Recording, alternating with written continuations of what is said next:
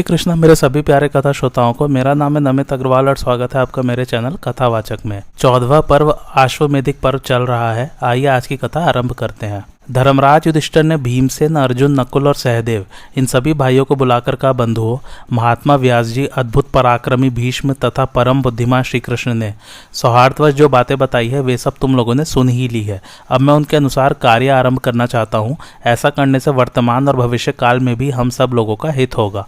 व्यास जी ब्रह्मवादी महात्मा है, अतः उनकी बात परिणाम में हमारा कल्याण करने वाली है। इस समय यह सारी पृथ्वी रत्न और धन से हीन हो गई है, अतः हमारी आर्थिक कठिनाई दूर करने के लिए व्यास जी ने हमें मरुत के धन का पता बताया है। यदि तुम लोग उस धन को पर्याप्त समझो और उसे ले आने की अपने में सामर्थ्य देखो तो व्यास जी की आज्ञा मानकर धर्मतः उसे प्राप्त करने का यत्न करो। अथवा भीमसेन, तुम बोलो, तुम्हारे संबंध में क्या विचार है। राजा के ऐसा कहने पर भीमसेन हाथ जोड़कर बोले, महाभाव, आपने व्यास जी के बताए हुए धन को लाने के विषय में जो कुछ कहा है वह मुझे बहुत पसंद है। महाराज, यदि हमें मरुत का धन प्राप्त हो जाए तो हमारा सारा काम ही बन जाए। हम लोग भगवान शंकर को प्रणाम करके उस धन को ले आवेंगे। देवादिदेव महादेव तथा उनके अनुचरों की पूजा करके मन, वाणी और क्रिया के द्वारा उन्हें प्रसन्न करेंगे। फिर हमें निश्चय ही उस धन की प्राप्ति होगी। विकट आकार धारण करने वाले जो किन्नर उसकी रक्षा में नियुक्त है वे भी भगवान शंकर के प्रसन्न होने पर हमारे अधीन हो जाएंगे। भीम का कथन सुनकर धर्मपुत्र राजा युधिष्ठिर को बड़ी प्रसन्नता हुई। अर्जुन, नकुल और सहदेव ने भी उनकी बात का समर्थन किया। तदंतर सभी पांडवों ने रत्न लाने का निश्चय करके शुभ दिन एवं ध्रुव संज्ञक नक्षत्र में सेना को यात्रा के लिए तैयार होने की आज्ञा दी। फिर ब्राह्मणों से स्वस्ति वाचन कराकर देव श्रेष्ठ महेश्वर की पूजा करके वे स्वयं भी प्रसन्नता के साथ चलने को उद्यत हुए। उनकी यात्रा के समय नगर निवासी श्रेष्ठ ब्राह्मणों ने प्रसन्न चित्त से मंगल पाठ किया। इसके बाद पांडवों ने अग्नि सहित ब्राह्मणों को प्रणाम करके उनकी प्रदक्षिणा की। गांधारी सहित राजा धृतराष्ट्र और कुंती से आज्ञा ली तथा धृतराष्ट्र पुत्र युयुत्सु को राजधानी की रक्षा के लिए छोड़कर स्वयं बाहर प्रस्थान किया। मार्ग में बहुत से मनुष्य प्रसन्न होकर राजा युधिष्ठिर को विजय सूचक आशीर्वाद देते और वे उन्हें यथोचित रूप से स्वीकार करते थे। राजा के पीछे पीछे बहुत से सैनिक चल रहे थे। उनके कोलाहल से सारा आकाश गूंज उठता था। अनेकों सरोवरों, नदियों, वनों और उपवनों को लांघकर महाराज युधिष्ठिर उस पर्वत के पास जा पहुंचे जहां राजा मरुत का रखा हुआ उत्तम द्रव्य संचित था। वहां समतल एवं सुखद स्थान देखकर राजा ने तप, विद्या और इंद्रिय संयम से युक्त ब्राह्मणों एवं वेद वेदांग के पारगामी विद्वान राजपुरोहित धौम्य मुनि को आगे रखकर सैनिकों के साथ पड़ाव डाला। तत्पश्चात ब्राह्मणों और पुरोहित सहित समस्त क्षत्रियों ने विधि पूर्वक शांति पाठ किया और राजा तथा उनके मंत्रियों को बीच में रखकर स्वयं चारों ओर से उन्हें घेर कर निवास किया। ब्राह्मणों ने 6 मार्ग और 9 चौक वाली छावनी बनाई तथा उन्होंने छावनी से अलग मतवाले गजराजों के रहने के लिए भी स्थान का विधिवत प्रबंध किया था। यह सब व्यवस्था करा लेने के बाद राजा युधिष्ठिर ने ब्राह्मणों से कहा, द्विजेंद्रगढ़, इस कार्य के लिए कोई शुभ दिन और शुभ नक्षत्र देखकर आप लोग जैसा उचित समझे वैसा करें। राजा की बात सुनकर उनका प्रिय करने की इच्छा वाले पुरोहित और ब्राह्मण बोले, राजन, आज ही परम पवित्र नक्षत्र और शुभ दिन है, अतः आज से ही हमें शुभ कार्य की सिद्धि का प्रयत्न करना चाहिए। हम लोग तो आज केवल जल पीकर रहेंगे और आपको भी अपने भाइयों सहित आज उपवास करना चाहिए। ब्राह्मणों का वचन सुनकर सभी पांडवों ने रात में उपवास किया और कुश के आसनों पर बैठकर श्रद्धा के साथ ब्राह्मणों की बातें सुनते हुए रात्रि व्यतीत की। तत्पश्चात जब निर्मल प्रभात को उदय हुआ तो उन श्रेष्ठ ब्राह्मणों ने धर्मनंदन राजा युधिष्ठिर से कहा, राजन, अब आप भगवान शंकर को पूजा चढ़ाइए। उन्हें नैवेद्य अर्पण करके हमें अपने कार्य के लिए उद्योग करना चाहिए। ब्राह्मणों की आज्ञा पाकर राजा युधिष्ठिर ने पहले शास्त्रीय विधि के अनुसार भगवान शिव को नैवेद्य अर्पण किया।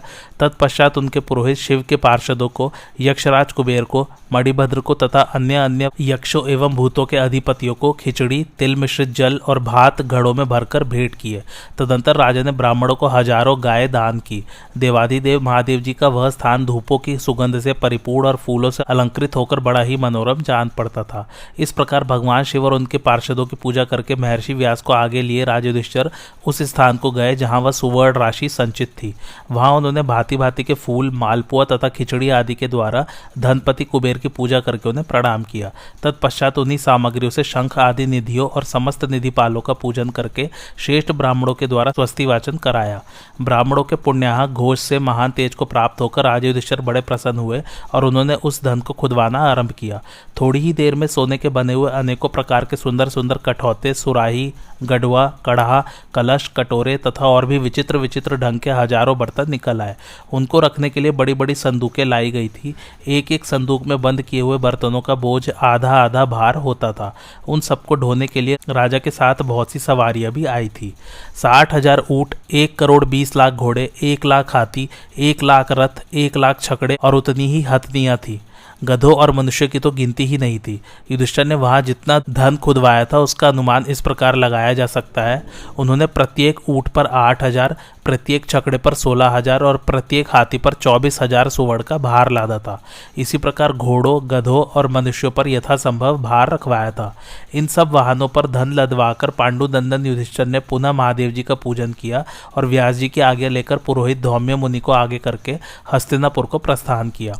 वे वाहनों पर बोझ अधिक होने के कारण 2-2 कोस पर मुकाम देते जाते थे। द्रव्य के भार से कष्ट पाती हुई वह विशाल सेना पांडवों का हर्ष बढ़ाती हुई बड़ी कठिनाई से नगर की ओर बढ़ रही थी। इसी बीच में भगवान श्री कृष्ण भी वृष्णि वंशियों को साथ लेकर हस्तिनापुर आ गए। उनके द्वारका जाते समय धर्मपुत्र युधिष्ठिर ने जैसी बात कही थी उसके अनुसार अश्वमेध यज्ञ का समय निकट जानकर वे पहले से ही उपस्थित हो गए। भगवान के साथ रुक्मिणी नंदन, प्रद्युम्न, सात्यकी, चारुदेषण, सांब, गद, कृतवर्मा, सारण, निषठ, उल्मुख, बलदेव जी तथा जिनके पति युद्ध में मारे गए थे उन अनाथ क्षत्रियों को उठांडस बंधाने के लिए आए थे। इनके आने का समाचार पाकर राजा धृतराज तथा महामना विदुर जी ने आगे बढ़कर विधिवत स्वागत किया। महान तेजस्वी पुरुषोत्तम श्री कृष्ण अपने बंधु बांधवों सहित वहां युयुत्सु और विदुर जी के साथ रहने लगे। वृष्णि वंशियों के हस्तिनापुर में रहते समय ही राजा परीक्षित का जन्म हुआ था।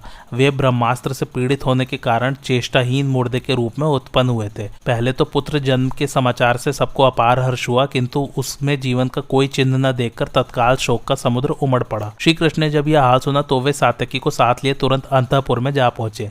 वहां उन्होंने अपनी बुआ कुंती को बड़े वेग से आती देखा, जो बारंबार उन्हीं का नाम लेकर दौड़ो दौड़ो की पुकार मचा रही थी।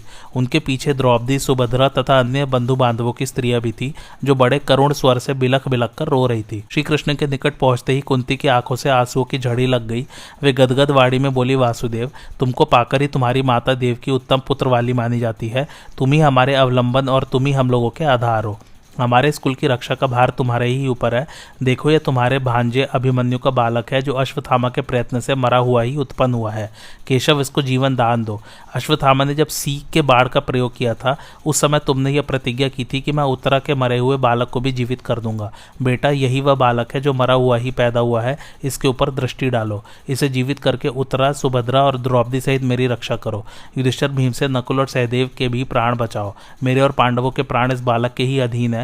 मेरे पति तथा ससुर के पिंड का भी यही सहारा है। इसे जीवन देकर परलोकवासी अभिमन्यु का भी प्रिय करो। श्री कृष्ण, मेरी बहुरानी उत्तरा अभिमन्यु की पहले की कही हुई एक बात अत्यंत प्रिय होने के कारण बार बार दोहराया करती है। अभिमन्यु ने कभी उत्तरा से स्नेहवश कहा था, कल्याणी, तुम्हारा पुत्र मेरे मामा के यहाँ वृष्णि एवं अंधकों के कुल में जाकर धनुर्वेद, नाना प्रकार के अस्त्र शस्त्र तथा संपूर्ण नीति शास्त्र की शिक्षा प्राप्त करेगा। सुभद्रा कुमार की कही हुई यह बात निसंदेह सत्य होनी चाहिए। मधुसूदन, इस कुल की भलाई के लिए हम सब तुम्हारे पैरों पड़कर भीख मांगती हैं। इस बालक को जीवन देकर कुरुवंश का कल्याण करो। यो कहकर कुंती देवी दुख से व्याकुल हो जमीन पर गिर पड़ी। तब श्री कृष्ण ने उन्हें सहारा देकर बिठाया और सांत्वना पूर्ण वचनों से धैर्य बंधाने लगे। कुंती के बैठ जाने पर सुभद्रा अपने भाई श्री कृष्ण की ओर देख फूट फूट कर रोने लगे और दुख से आर्त होकर बोली, भैया, अपने सखा पार्थ के इस पौत्र की दशा तो देखो। अभिमन्यु का बेटा जन्म लेने के साथ ही मर गया। इस बात को सुनकर धर्मात्मा राजा युधिष्ठिर क्या कहेंगे? भीमसेन, अर्जुन और नकुल, सहदेव भी क्या सोचेंगे? आज द्रोण पुत्र ने पांडवों का सर्वस्व लूट लिया। श्री कृष्ण, इसमें तनिक भी संदेह नहीं कि अभिमन्यु पांचों भाइयों का प्यारा था। उसके पुत्र की यह हालत सुनकर अश्वत्थामा के अस्त्र से पराजित हुए पांडव क्या कहेंगे? अभिमन्यु का पुत्र मरा हुआ उत्पन्न हो, इससे बढ़कर दुख की बात और क्या हो सकती है? भैया, मैं तुम्हारे चरणों में पड़कर तुम्हें प्रसन्न करना चाहती हूँ। कुंती और द्रौपदी भी तुम्हारे पैरों पर पड़ी हुई है। इन सब की ओर देखो। जब द्रोण पुत्र अश्वत्थामा पांडवों के गर्भ की हत्या का प्रयत्न कर रहा था उस समय तुमने क्रोध में भरकर उससे कहा था, ब्राह्मणाधम, तेरी इच्छा पूर्ण नहीं होने पाएगी। मैं अर्जुन के पौत्र को अपने प्रभाव से जीवित कर दूंगा। यह बात मैं सुन चुकी हूँ और तुम्हारे बल को भी मैं अच्छी तरह जानती हूँ। इसलिए चाहती हूँ कि तुम प्रसन्न हो जाओ, जिससे अभिमन्यु के पुत्र को जीवन मिले। यदि प्रतिज्ञा करके भी तुम अपना वचन पूरा नहीं करोगे तो निश्चय जानो मैं प्राण दे दूंगी। यदि तुम्हारे जीते जी अभिमन्यु के बालक को जीवन दान न मिला तो तुम मेरे किस काम आओगे? केशव, तुम धर्मात्मा, सत्यवादी और सत्य पराक्रमी हो, अतः तुम्हें अपनी कही हुई वह बात अवश्य पूरी करनी चाहिए। श्री कृष्ण, तुम चाहो तो मृत्यु के मुख में पड़े हुए तीनों लोगों को जीवन दे सकते हो, फिर अपने भांजे के इस प्यारे पुत्र को जीवित करना तुम्हारे लिए कौन बड़ी बात है, मैं तुम्हारे प्रभाव को जानती हूँ, इसलिए प्रार्थना करती हूँ कि पांडवों पर अनुग्रह करो। भैया तुम्हारी बड़ी बहाँ है, तुम यह समझकर कि यह मेरी बहन है अथवा जिसका बेटा मारा गया है वह दुखिया माँ है या शरण में आई हुई एक असहाय अबला है, मेरे ऊपर दया करो। सुभद्रा के ऐसा कहने पर भगवान ने उसे प्रसन्न करते हुए कहा, अच्छा ऐसा ही करूंगा। भगवान कृष्ण का यह अमृतमय वचन सुनकर अंतःपुर की स्त्रियों को बड़ी प्रसन्नता हुई। तदनंतर श्री कृष्ण तुरंत ही जन्म स्थान सूतिकागार में गए। वहां जाकर उन्होंने देखा कि वह घर सफेद फूलों की मालाओं से विधि पूर्वक सजाया गया है। उसके चारों ओर जल से भरे हुए कलश रखे गए हैं। तिंदुक नामक काष्ठ की आग जल रही है जिसमें घी की आहुति की गई है। यत्र तत्र सरसों बिखेरे हुए हैं, चमकते हुए तेज हथियार रखे हुए हैं और सब ओर आग प्रज्वलित की गई है। सेवा के लिए बूढ़ी और युवती स्त्रियां मौजूद है तथा अपने अपने कार्य में कुशल चतुर चिकित्सक गण भी विराजमान है। इन सबके अतिरिक्त राक्षसों के भय का निवारण करने वाले द्रव्यों का भी वहां संग्रह किया गया था। इस प्रकार सूतिका गृह को आवश्यक सामग्रियों से संपन्न देख भगवान श्री कृष्ण बहुत प्रसन्न हुए और साधुवाद देते हुए उस प्रबंध की प्रशंसा करने लगे। श्री कृष्ण ने आचमन की और अश्वत्थामा के चलाए हुए ब्रह्मास्त्र को शांत कर दिया। तत्पश्चात बालक को जीवन देने की प्रतिज्ञा करके वे संपूर्ण जगत को सुनाते हुए उत्तरा से बोले, बेटी मैं झूठ नहीं बोलता, मैंने जो प्रतिज्ञा की है वह अवश्य सत्य होगी। देखो मैं सबके देखते देखते अभी इस बालक को जीवन दे देता हूँ। मैंने खेल कूद में भी कभी मिथ्या भाषण नहीं किया है और युद्ध में पीठ नहीं दिखाई है। इस सत्य के प्रभाव से अभिमन्यु का यह बालक जीवित हो जाए। यदि धर्म और ब्राह्मण मुझे विशेष प्रिय हो तो अभिमन्यु का यह पुत्र जो पैदा होते ही मर गया था पुनः जीवन लाभ करे। यदि मुझ में सत्य और धर्म की निरंतर स्थिति बनी रहती हो तो अभिमन्यु का यह मरा हुआ बालक जी उठे। यदि कंस और केशी का मैंने धर्म के अनुसार वध किया हो तो इस सत्य के प्रभाव से इस बालक के शरीर में पुनः प्राण आ जाए।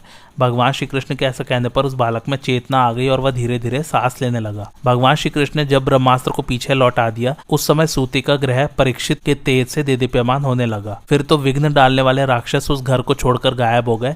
इसी समय आकाशवाणी हुई, केशव तुम धन्य हो। साथ ही वह प्रज्वलित अस्त्र ब्रह्मलोक को चला गया। इस प्रकार उस बालक को पुनर्जीवन मिला। उत्तरा का वह बालक अपने उत्साह और बल के अनुसार हाथ पैर हिलाने लगा। यह देखकर भरत वंश की सभी स्त्रियों को बड़ी प्रसन्नता हुई। उन्होंने श्री कृष्ण की आज्ञा से ब्राह्मणों को बुलाकर स्वस्ति वाचन कराया। फिर वे सब आनंद मग्न होकर श्री कृष्ण का गुणगान करने लगी। कुंती, द्रौपदी, सुभद्रा, उत्तरा तथा कुरुकुल के अन्य स्त्रियों को बालक के जीवित होने से मन ही मन अपार हर्ष हुआ।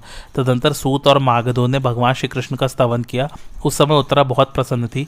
उसने पुत्र के साथ आकर श्री कृष्ण को प्रणाम किया और श्री कृष्ण ने भी प्रसन्न होकर उस बालक को बहुत से रत्न उपहार में दिए। फिर अन्य यदुवंशियों ने भी नाना प्रकार की वस्तुएं भेंट की। इसके बाद सत्य प्रतिज्ञ श्री कृष्ण ने उस बालक का इस प्रकार नामकरण किया। कुरुकुल के परीक्षीण हो जाने पर यह अभिमन्यु का बालक उत्पन्न हुआ है, इसलिए इसका नाम परीक्षित होना चाहिए। इस प्रकार नामकरण हो जाने के बाद परीक्षित काल क्रम से बड़े होने लगे। जो ही उनकी ओर देखता उसका मन प्रसन्न हो जाता था। जब परीक्षित की आयु 1 महीने की हो गई उस समय पांडव लोग बहुत सी रत्न राशि लेकर हस्तिनापुर को लौटे। यदुवंशियों ने जब सुना कि पांडव नगर के समीप आ गए हैं तो वे उनकी अगवानी के लिए बाहर निकले। पूर्ववासियों ने फूलों की बंधनवारों, भांति भांति की ध्वजाओं और विचित्र विचित्र पताकाओं से हस्तिनापुर को सजाया। उन्होंने अपने घरों की भी सजावट की। विदुर जी ने देव मंदिरों में विविध प्रकार से पूजा करने की आज्ञा दी। राजमार्ग नाना प्रकार के फूलों से अलंकृत किए गए। उस समय हवा के इशारे से हस्तिनापुर में चारों ओर पताकाएं फहरा रही थी। पांडवों के समीप आने की बात सुनकर भगवान श्री कृष्ण अपने मित्रों और मंत्रियों के साथ उनसे मिलने के लिए चले। उन सब लोगों ने आगे बढ़कर अगवानी की और सब एक दूसरे के साथ धर्मानुसार मिले। तत्पश्चात पांडव और यदुवंशी वीरों ने एक साथ होकर हस्तिनापुर में प्रवेश किया। उस समय धन का खजाना उनके आगे आगे चल रहा था। पांडव अपने मित्रों और मंत्रियों सहित बहुत प्रसन्न थे। वे एकत्रित होकर सबसे पहले राजा धृतराष्ट्र के पास गए तथा सबने अपने अपने नाम बतलाकर उनके चरणों में प्रणाम किया। धृतराष्ट्र से मिलने के बाद वे गांधारी, कुंती और विदुर जी का सम्मान करते हुए युयुत्सु से मिले। इसके बाद उन्होंने जन्म काल का अत्यंत अद्भुत एवं आश्चर्यजनक समाचार सुना और भगवान श्री कृष्ण के उस अलौकिक कर्म की बात सुनकर उनकी बड़ी प्रशंसा की।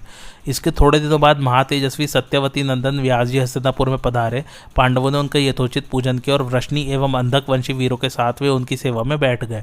फिर नाना प्रकार की बातचीत के बाद धर्मनंदन युधिष्ठिर ने महर्षि व्यास से कहा, भगवान आपकी कृपा से जो यह रत्न लाया गया है उसका अश्वमेध यज्ञ में उपयोग करना चाहता हूँ। इसके लिए आपकी आज्ञा की प्रतीक्षा है। हम सब लोग आप और भगवान श्री कृष्ण के अधीन है। व्यास जी ने कहा, राजन मैं तुम्हें यज्ञ के लिए आज्ञा देता हूँ। अब इसके बाद जो भी आवश्यक कार्य हो उसे आरंभ करो। विधि पूर्वक दक्षिणा देकर अश्वमेध यज्ञ का अनुष्ठान करो। अश्वमेध यज्ञ सब पापों से छुटकारा दिलाने वाला है। उसका अनुष्ठान करके तुम निसंदेह पाप से मुक्त हो जाओगे। व्यास जी के ऐसा कहने पर धर्मात्मा राजा युधिष्ठिर ने अश्वमेध यज्ञ आरंभ करने का विचार किया। महर्षि व्यास की आज्ञा लेकर उन्होंने भगवान श्री कृष्ण के पास जाकर कहा, पुरुषोत्तम, हम आपके ही प्रभाव से अपने अधिकार में किए हुए उत्तम भोगों का उपभोग कर रहे हैं। आपने ही अपने पराक्रम और बुद्धि के बल से संपूर्ण पृथ्वी को जीता है, अतः आप ही यज्ञ की दीक्षा लेकर इसका आरंभ कीजिए, क्योंकि आप हमारे परम गुरु हैं। यदि आप यज्ञ का अनुष्ठान करेंगे तो निश्चय ही हमारे सब पाप नष्ट हो जाएंगे। आप ही यज्ञ, अक्षर, सर्वरूप, धर्म, प्रजापति और संपूर्ण भूतों की गति है, ऐसी मेरी निश्चित धारणा है। श्री कृष्ण ने कहा, महाराज, यह कथन आपके ही योग्य है। मेरा तो ऐसा विश्वास है कि आप ही संपूर्ण प्राणियों को सहारा देने वाले हैं, क्योंकि आप धर्म से सुशोभित है। हम लोग आपके अंग अथवा सहायक है तथा आपको अपना राजा एवं गुरु मानते हैं, इसलिए आप हमारी अनुमति से स्वयं इस यज्ञ का अनुष्ठान कीजिए तथा हम लोगों में से जिसको जिस काम पर लगाना चाहते हो उसे उस काम में लगने की आज्ञा दीजिए। मैं आपके सामने सच्ची प्रतिज्ञा करता हूँ कि आप जो कुछ कहेंगे वह सब करूंगा। आपके द्वारा यज्ञ होने पर भीमसेन, अर्जुन, नकुल और सहदेव को भी यज्ञ अनुष्ठान का फल मिलेगा। भगवान श्री कृष्ण के ऐसा कहने पर धर्मपुत्र युधिष्ठिर ने व्यास जी को संबोधित करके कहा, भगवान, जब आपको यज्ञ आरंभ करने का ठीक समय जान पड़े तभी आकर मुझे उसकी दीक्षा दे, क्योंकि मेरा यज्ञ आपके ही अधीन है। व्यास जी ने कहा, राजन, जब यज्ञ का समय आएगा उस समय मैं, पैल और याज्ञवल्क्य ये सब आकर विधि पूर्वक तुम्हारा यज्ञ संपन्न करेंगे। चैत्र की पूर्णिमा को तुम्हें यज्ञ की दीक्षा दी जाएगी, तब तक तुम उसके लिए सामग्री एकत्रित करो। अश्व विद्या के ज्ञाता सूत और ब्राह्मण यज्ञ के लिए पवित्र अश्व की परीक्षा करे। जो अश्व निश्चित हो उसे शास्त्रीय विधि के अनुसार छोड़ा जाए और वह तुम्हारे देदीप्यमान यश को फैलाता हुआ समुद्र पर्यंत समस्त पृथ्वी पर घूमता फिरे। यह सुनकर राजा युधिष्ठिर ने बहुत अच्छा कहकर व्यास जी के कथनानुसार सारा कार्य किया। उन्होंने मन में जिन जिन सामानों को एकत्रित करने का संकल्प किया था उन सबको जुटा लेने के बाद महर्षि व्यास को सूचना दी। तब व्यास जी ने कहा, राजन, हम लोग यथा समय उत्तम योग आने पर तुम्हें दीक्षा देने को तैयार हैं। इस बीच में तुम सोने के स्फे और कूर्च बनवा लो तथा और भी जो सुवर्ण में सामान आवश्यक हो उन्हें तैयार करा डालो। आज शास्त्रीय विधि के अनुसार यज्ञ संबंधी अश्व को क्रमशः पृथ्वी पर घूमने के लिए छोड़ना चाहिए तथा ऐसी व्यवस्था करनी चाहिए जिससे वह सुरक्षित रूप से सब ओर विचर सके। युधिष्ठिर ने कहा, मुने, यह घोड़ा उपस्थित है, इसको किस तरह छोड़ा जाए जिससे यह समूची पृथ्वी में इच्छानुसार घूम आवे। इसकी व्यवस्था आप ही कीजिए तथा यह भी बताइए कि पृथ्वी पर स्वेच्छानुसार विचरने वाले इस घोड़े की रक्षा में किसको नियुक्त किया जाए। युधिष्ठिर की यो पूछने पर महर्षि व्यास बोले, राजन, अर्जुन सब धनुषधारियों में श्रेष्ठ है। वे विजय में उत्साह रखने वाले, सहनशील और धैर्यवान है, अतः वे ही इस घोड़े की रक्षा कर सकेंगे। उन्होंने निवात कवचों का नाश किया है। वे संपूर्ण भूमंडल को जीतने की शक्ति रखते हैं तथा उनके पास दिव्य अस्त्र, दिव्य कवच, दिव्य धनुष और दिव्य तर्कस है, अतः उन्हें इस घोड़े के पीछे पीछे जाना चाहिए। वे धर्म और अर्थ में कुशल तथा संपूर्ण विद्याओं में प्रवीण है, इसलिए शास्त्रीय विधि के अनुसार घोड़े का संचालन करेंगे। अत्यंत तेजस्वी और परम पराक्रमी भीमसेन तथा नकुल ये दोनों वीर राज्य की रक्षा करने में पूर्ण समर्थ है, अतः ये राज्य कार्य देखे और परम बुद्धिमान सहदेव कुटुंब पालन संबंधी समस्त कार्यों की देखभाल करे। व्यास जी के इस प्रकार बतलाने पर युधिष्ठिर ने सब काम वैसा ही किया और अर्जुन को बुलाकर घोड़े के विषय में यो संदेश दिया, वीर अर्जुन, यहाँ आओ। तुम्हारे ऊपर इस घोड़े की रक्षा का भार दिया जाता है, इसका विधिवत पालन करो। तुम ही इसकी रक्षा करने में समर्थ हो, दूसरे किसी मनुष्य के द्वारा यह कार्य होना असंभव है। महाभाव, एक बात का ख्याल रखना, अश्व की रक्षा के समय जो राजा तुम्हारा सामना करने आवे उनके साथ भरसक युद्ध न करना पड़े, ऐसा प्रयत्न करना तथा मेरे यज्ञ का समाचार सब राजाओं को बतलाकर कहना कि आप लोग यथा समय यज्ञ में पधारे। अपने भाई सव्यसाची अर्जुन को इस प्रकार समझा बुझाकर धर्मात्मा राजा युधिष्ठिर ने भीमसेन और नकुल को नगर की रक्षा का भार सौंप दिया और महाराज धृतराष्ट्र की सम्मति लेकर सहदेव को कुटुंब पालन के काम में नियुक्त किया। तदंतर जब दीक्षा देने का समय हुआ तो व्यास आदि महान ऋत्विजों ने राजा को विधि पूर्वक यज्ञ की दीक्षा दी और यज्ञ के लिए नियत किए हुए अश्व को स्वयं ब्रह्मावादी व्यास जी ने शास्त्रीय विधि के अनुसार छोड़ा। फिर धर्मराज के आगे से अर्जुन ने उस घोड़े का अनुसरण किया। उसका रंग कृष्ण सार मृग के समान श्याम था। अश्व के पीछे चलते समय अर्जुन गांडीव धनुष को टंकारते जाते थे। उन्होंने अपने हाथों में गोधा के चमड़े से बने हुए दस्ताने पहन रखे थे तथा वे बड़ी प्रसन्नता के साथ अश्व का अनुसरण कर रहे थे। अर्जुन की यात्रा के समय बच्चे से लेकर बूढ़ों तक सारा हस्तिनापुर उनके दर्शन के लिए उमड़ आया। यज्ञ के घोड़े और उसके पीछे जाने वाले धनंजय को देखने की इच्छा से लोगों की इतनी भीड़ इकट्ठी हुई कि आपस की धक्का मुक्की से सबके बदन में पसीने निकल आए। उस समय मनुष्य के कोलाहल से आकाश और दिशाएं गूंज उठी। उदार बुद्धि अर्जुन ने सुना, बहुत से लोग कह रहे थे, भारत तुम्हारा कल्याण हो, तुम सुख से जाओ और पुनः कुशल पूर्वक यहाँ लौट आओ। दूसरे कहते थे, अर्जुन की यात्रा सुखमय हो, इन्हें मार्ग में कोई कष्ट न हो, किसी प्रकार का भय न हो, ये निश्चय ही कुशल पूर्वक लौटेंगे और उस समय फिर हम इनका दर्शन करेंगे। इस प्रकार पुरुषों और स्त्रियों की कही मीठी मीठी बातें बारंबार अर्जुन के कानों में पड़ती थी। याज्ञवल्क्य मुनि के एक विद्वान शिष्य जो यज्ञ कर्म में चतुर तथा वेदों में पारंगत थे, विघ्न शांति के लिए अर्जुन के साथ साथ गए। उनके सिवा और भी बहुत से वेदवेत्ता ब्राह्मणों तथा क्षत्रियों ने धर्मराज के आगे से पार्थ का अनुसरण किया। वह अश्व पांडवों के द्वारा अस्त्र बल से जीती हुई पृथ्वी के सब देशों में इच्छानुसार विचरने लगा। उन देशों में अर्जुन को शत्रु के साथ जो बड़े बड़े अद्भुत युद्ध करने पड़े उनकी कथा सुना रहा हूँ। यज्ञ का घोड़ा पृथ्वी की प्रदक्षिणा करता हुआ सबसे पहले उत्तर दिशा की ओर गया, फिर अनेकों राज्यों में घूमता घामता पूर्व दिशा की ओर मुड़ गया। महारथी अर्जुन भी धीरे धीरे अश्व के पीछे पीछे चले जा रहे थे। उस समय जिनके बंधु बांधव मारे गए थे, ऐसे जिन जिन राजाओं के साथ अर्जुन को युद्ध करना पड़ा, उनकी गणना असंभव है। तलवार और धनुष धारण करने वाले बहुत से किरात, यवन और म्लेच्छ जो पहले महाभारत युद्ध में पांडवों द्वारा परास्त किए गए थे, अर्जुन का सामना करने के लिए आए। इस तरह विभिन्न देशों के राजाओं के साथ अर्जुन को कई बार युद्ध करना पड़ा। कुरुक्षेत्र के युद्ध में जो त्रिगर्त वीर मारे गए थे, उनके महारथी पुत्रों और पौत्रों ने अर्जुन के साथ बैर बांध लिया था। त्रिगर्त देश में जाने पर अर्जुन का उनके साथ घोर संग्राम हुआ। पांडवों का यज्ञ संबंधी अश्व हमारे राज्य की सीमा में आ पहुंचा है। यह जानकर त्रिगर्त वीर कवच आदि से सुसज्जित हो पीठ पर तरकस बांधे अच्छे घोड़ों से जुते हुए रथ पर बैठकर निकले और उस अश्व को चारों ओर से घेर कर पकड़ने का उद्योग करने लगे। अर्जुन उनके मन का भाव समझ गए और उन्हें शांतिपूर्वक समझा बुझाकर रोकने लगे, किंतु त्रिगर्तों ने उनके वचनों की अवहेलना करके उनके ऊपर बाढ़ बरसाना आरंभ कर दिया। अर्जुन ने बारंबार मना किया और हंसते हंसते कहा, पापियों लौट जाओ, जीवन की रक्षा में ही तुम्हारा कल्याण है। उन्होंने ऐसा इसलिए कहा कि चलते समय धर्मराज युधिष्ठिर ने यह कहकर मना कर दिया था कि जिन राजाओं के भाई बंधु कुरुक्षेत्र की लड़ाई में मारे गए हैं, उनका वध नहीं करना चाहिए। धर्मराज की इस आज्ञा को मान करके ही अर्जुन ने त्रिगर्तों को लौट जाने की आज्ञा दी, तथापि वे लौटने को तैयार न हुए। तब त्रिगर्त राज सूर्यवर्मा को बाढ़ समूह से बींधकर अर्जुन हंसने लगे। यह देखकर त्रिगर्त देशीय वीर रथ की घरघराहट और पहियों की आवाज से सारी दिशाओं को गुंजायमान करते हुए धनंजय पर टूट पड़े। सूर्यवर्मा ने अपना हस्त लाघव दिखाते हुए अर्जुन को 100 बाड़ों का निशाना बनाया तथा उसके अनुयायियों में जो महान धनुर्धर वीर थे, वे भी अर्जुन को मार डालने की इच्छा से उन पर बाड़ों की वर्षा करने लगे। किंतु पांडु नंदन अर्जुन ने अपनी प्रत्यंचा से छोड़े हुए बाड़ों के द्वारा शत्रु के समस्त बाड़ों को काट डाला। वे कटे हुए बाड़ टुकड़े टुकड़े होकर जमीन पर गिर पड़े। सूर्यवर्मा के परास्त होने पर उसका छोटा भाई केतुवर्मा, जो एक तेजस्वी नवयुवक था, अपने भाई के लिए यशस्वी अर्जुन के साथ युद्ध करने लगा। केतुवर्मा को धावा करता देख वीरवर अर्जुन ने उसे तीखे तीरों से मार डाला। उसके मारे जाने पर महारथी धृतवर्मा रथ पर सवार हो शीघ्र ही आ धमका और अर्जुन पर बाड़ों की झड़ी लगाने लगा। धृतवर्मा अभी बालक था, तो भी उसकी ऐसी फुर्ती देख महातेजस्वी अर्जुन को बड़ी प्रसन्नता हुई। वह कब बाढ़ हाथ में लेता और कब उसे धनुष पर चढ़ाता था, इसको अर्जुन भी नहीं देख पाते थे। केवल उसकी बाढ़ वर्षा ही उनकी दृष्टि में पड़ती थी। उन्होंने संग्राम भूमि में थोड़ी देर तक मन ही मन धृतवर्मा की प्रशंसा की और युद्ध में उसका हौसला बढ़ाने लगे। यद्यपि धृतवर्मा सांप के समान क्रोध में भरा हुआ था, तथापि कौरव वीर अर्जुन प्रेम के साथ हंसकर बचा जाते थे। उन्होंने उसके प्राण नहीं लिए। इस प्रकार अमित तेजस्वी अर्जुन के द्वारा जानबूझकर छोड़ दिए जाने पर धृतवर्मा ने उनके ऊपर एक अत्यंत प्रज्वलित बाढ़ चलाया। उससे अर्जुन के हाथ में बड़ी चोट आई, उसमें गहरा घाव हो गया। अर्जुन को चक्कर आ गया और उनका गांडीव धनुष हाथ से छूटकर जमीन पर जा पड़ा। यह देखकर धृतवर्मा ठहाका मारकर हंसने लगा। अर्जुन ने अपने हाथ का रक्त पोंछ डाला और क्रोध में भरकर पुनः उस धनुष को हाथ में लेकर बाड़ों की वर्षा आरंभ की। तब त्रिगर्त देशीय योद्धाओं ने चारों ओर से आकर अर्जुन को घेर लिया।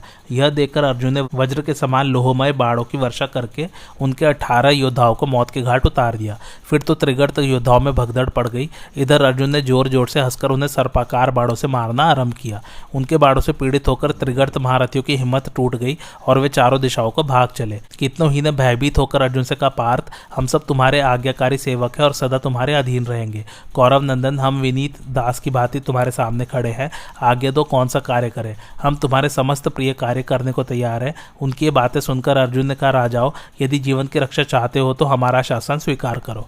इसके बाद यज्ञ का घोड़ा प्राग ज्योतिषपुर के पास आकर विचरने लगा। वहां भगदत्त का पुत्र वज्रदत्त राज्य करता था। उसने जब सुना कि पांडवों का घोड़ा मेरे राज्य की सीमा में आ गया है, तो नगर से बाहर निकलकर उस घोड़े को पकड़ लिया और उसे साथ लेकर नगर की ओर लौटने लगा। यह देख महाबाहु अर्जुन ने गांडीव धनुष के टंकार देते हुए सहसा उस पर धावा किया। गांडीव से छूटे हुए बाड़ों के प्रहार से व्याकुल होकर राजा वज्रदत्त ने घोड़े को तो छोड़ दिया और स्वयं नगर में प्रवेश करके कवच आदि से सुसज्जित हो विशाल गजराज पर सवार होकर वह युद्ध के लिए बाहर निकला। महारथी अर्जुन के पास आकर उसने बाल चापल्य और मूर्खता के कारण उन्हें युद्ध के लिए ललकारा। वज्रदत्त का हाथी पर्वत के समान ऊंचा था। उसके गंड स्थलों से मद की धारा बह रही थी। उसे शास्त्रीय विधि के अनुसार युद्ध की शिक्षा दी गई थी। वह स्वामी के अधीन रहकर भी युद्ध में मतवाला हो उठता था। वज्रदत्त ने कुपित होकर उस हाथी को अर्जुन की ओर बढ़ाया। राजा के अंकुश की चोट खाकर वह हुआ महाबली गजराज जब आगे की ओर झपटा तो ऐसा जान पड़ा मानो वह आकाश में उड़ जाना चाहता है। वज्रदत्त को इस प्रकार आक्रमण करता देख अर्जुन क्रोध में भर गए और पैदल होने पर भी हाथी पर बैठे हुए वज्रदत्त से युद्ध करने लगे। वज्रदत्त ने रोष में भरकर अर्जुन के ऊपर अग्नि के समान तेजस्वी तोमर चलाए। वे तोमर वेग से उड़ने वाले पतंगों की तरह अर्जुन की ओर चले, किंतु अभी पास भी न आने पाए थे कि अर्जुन ने गांडीव धनुष द्वारा बहुत से बाढ़ छोड़कर आकाश में ही एक एक तोमर के दो दो तीन तीन टुकड़े कर डाले। यह देख वज्रदत्त अर्जुन के ऊपर लगातार बाढ़ों की वर्षा करने लगा। तब अर्जुन ने भी कुपित होकर बड़ी फुर्ती के साथ भगदत्त के पुत्र को सीधे जाने वाले बाढ़ों का निशाना बनाया। उन बाढ़ों की चोट खाकर वह महान तेजस्वी राजा बहुत घायल हो गया और हाथी की पीठ से जमीन पर जा पड़ा, किंतु इतने पर भी वह बेहोश नहीं हुआ। तदंतर वज्रदत्त पुनः हाथी पर सवार हो धैर्य के साथ युद्ध में डट गया और अर्जुन को परास्त करने के विचार से फिर हाथी को उनकी ओर बढ़ाया। यह देख अर्जुन क्रोध से आग बबूला हो उठे और उन्होंने हाथी के ऊपर प्रज्वलित अग्नि के समान तेजस्वी बाढ़ों का प्रहार किया। उनकी चोट से उस महान गजराज के शरीर में घाव हो गया और खून की धारा बहने लगी। उस समय वह गेरू मिले हुए जल की धारा बहाने वाले अनेकों झरनों से युक्त पहाड़ के समान जान पड़ता था। इस प्रकार अर्जुन का राजा वज्रदत्त के साथ 3 दिनों तक निरंतर युद्ध होता रहा। चौथे दिन महाबली वज्रदत्त ने अट्टहास करके कहा, अर्जुन खड़ा तो रह, आज मैं तुझे जीवित नहीं छोड़ूंगा, तुझे मारकर अपने पिता का विधिवत तर्पण करूंगा। मेरे पिता भगदत्त तेरे पिता के मित्र थे, तो भी तूने उनकी हत्या की। वे बूढ़े थे इसलिए तू उन्हें मारने में सफल हो सका है। आज उनका बालक मैं तेरे सामने उपस्थित हूँ, मेरे साथ युद्ध कर। यूं कहकर क्रोध में भरे हुए वज्रदत्त ने पुनः अर्जुन की ओर अपना हाथी बढ़ाया। स्वामी का इशारा पाकर वह गजराज नृत्य सा करता हुआ तुरंत महारथी अर्जुन के पास जा पहुंचा। यह देखकर भी वे भयभीत नहीं हुए, बल्कि पहले के बैर का स्मरण करके अत्यंत क्रोध में भर गए।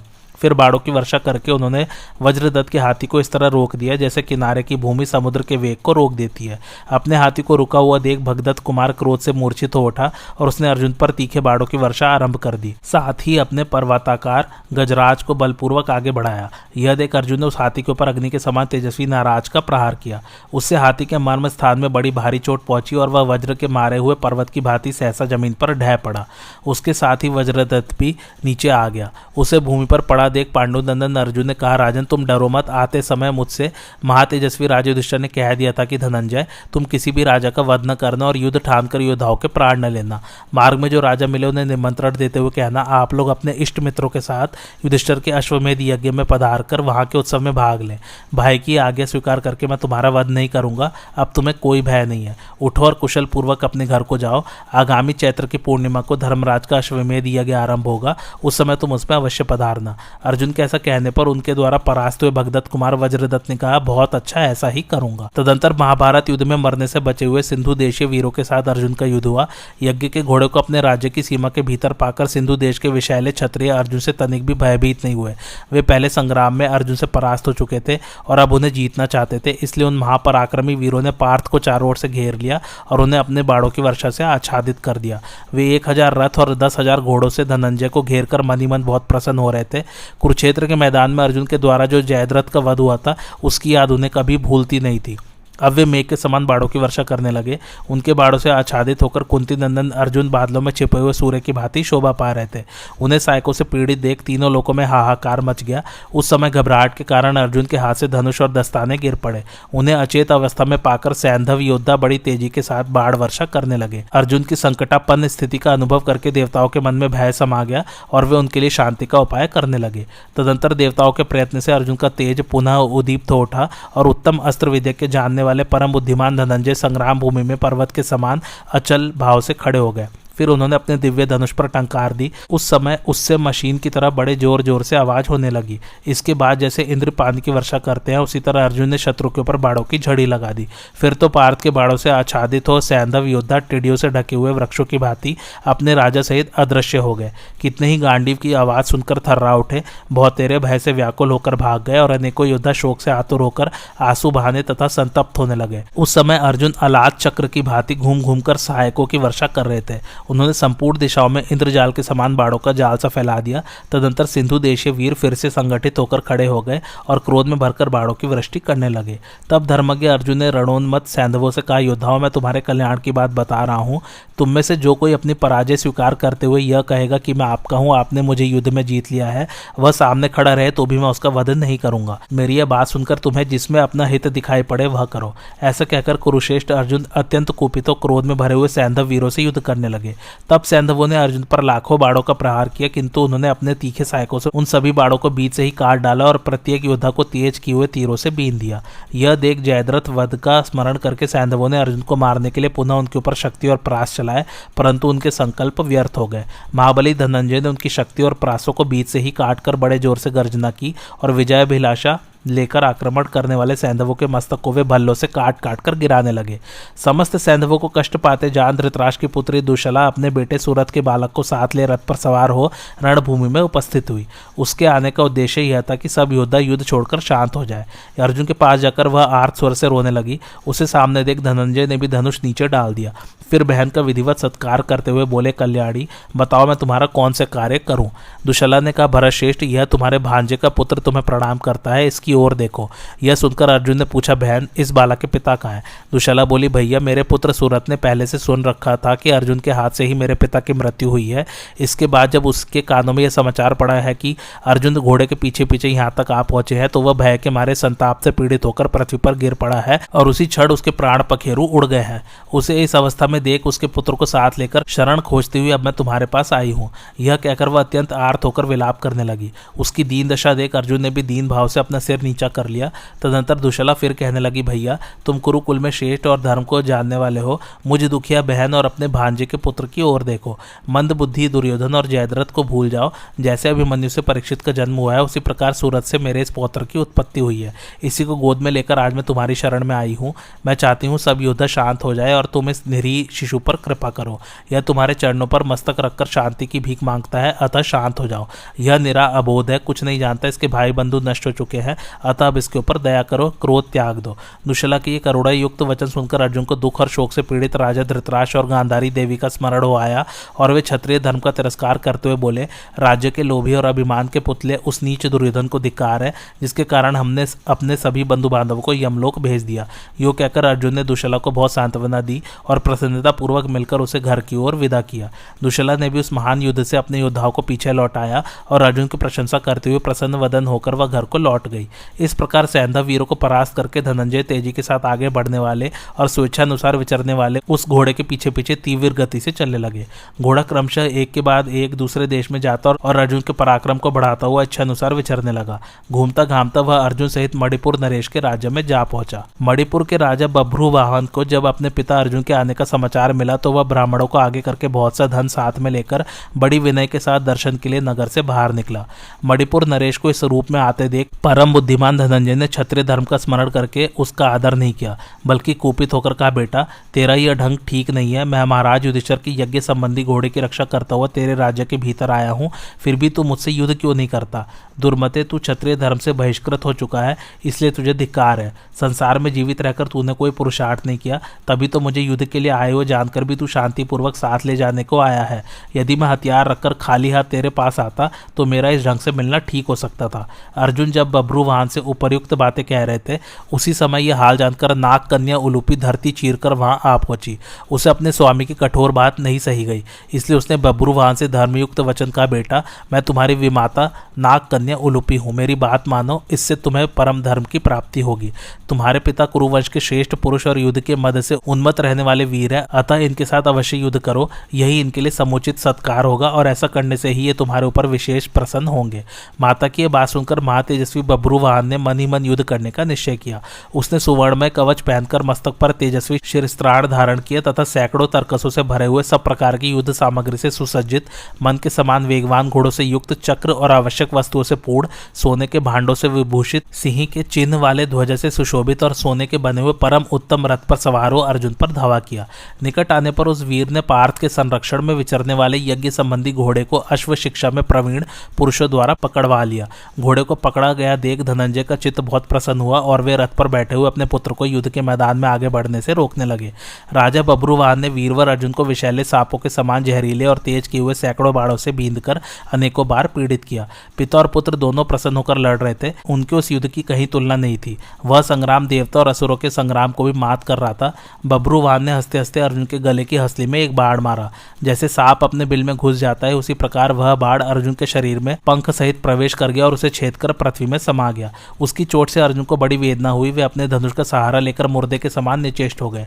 थोड़ी देर बाद जब उन्हें होश हुआ तो अपने पुत्र बब्रुवाहन की प्रशंसा करते हुए बोले, बेटा तुम धन्य हो चित्रांगदा नंदन, आज तुमने अपने योग्य पराक्रम दिखलाया है। इसे देखकर मुझे बड़ी प्रसन्नता हुई है। अच्छा अब मैं बाढ़ मारता हूँ, तुम सावधान एवं स्थिर हो जाओ। ऐसा कहकर अर्जुन ने नाराजों की वर्षा आरंभ कर दी। गांडीव धनुष से छूटे हुए वे नाराज इंद्र के वज्र के समान जान पड़ते थे, परंतु राजा बब्रुवाहन ने भल मारकर उन सभी नाराजों के दो दो तीन तीन टुकड़े कर दिए। तब अर्जुन ने मुस्कुराकर छोराकार दिव्य बाड़ों के प्रहार से बब्रुवाहन के रथ की सुनहले ताल वृक्ष के समान ऊंची सुवर्णमयी ध्वजा काट गिराई और उसके वेगवान घोड़ों को भी मार डाला। घोड़ों के मरने पर बब्रुवाहन रथ से उतर पड़ा और क्रोध में भरकर पैदल ही अपने पिता से युद्ध करने लगा। पुत्र का पराक्रम देखकर अर्जुन बड़े प्रसन्न हुए और उन्होंने उसे अधिक पीड़ा नहीं पहुंचाई। तब बब्रुवाहन ने पिता को युद्ध से विमुख होते जानकर पुनः सर्प के समान जहरीले बाड़ों से उन्हें पीड़ा देनी आरंभ की। उसने बाल स्वभाव के कारण परिणाम पर विचार किए बिना ही पिता की छाती में एक तीखे बाड़ का जोरदार प्रहार किया। वह बाढ़ अर्जुन के मर्म स्थान को छेद कर घुस गया और अत्यंत कष्ट देने लगा। उसकी चोट से अत्यंत घायल हो जाने के कारण मूर्छित होकर जमीन पर गिर पड़े। बब्रुवाहन भी अर्जुन के बाड़ों द्वारा पहले से ही बहुत घायल हो चुका था, इसलिए वह भी बेहोश होकर पृथ्वी का आलिंगन करने लगा। बब्रुवाहन की माता चित्रांगदा ने जब देखा कि पति और पुत्र दोनों धराशायी हो गए हैं तो उसने शंकित हृदय से रणभूमि में प्रवेश किया। वहां जाने पर उसे पतिदेव अर्जुन मरे हुए दिखाई दिए। उनकी अवस्था देखकर वह कांप उठी और शोक से संतप्त होकर अत्यंत विलाप करने लगी। आज की कथा यही समाप्त होती है। कैसी लगे आप लोगों को मेरी कथा मुझे कमेंट करके ज़रूर बताइए और मेरे चैनल कथावाचक को लाइक शेयर और सब्सक्राइब जरूर कीजिए। Thanks for watching. धन्यवाद।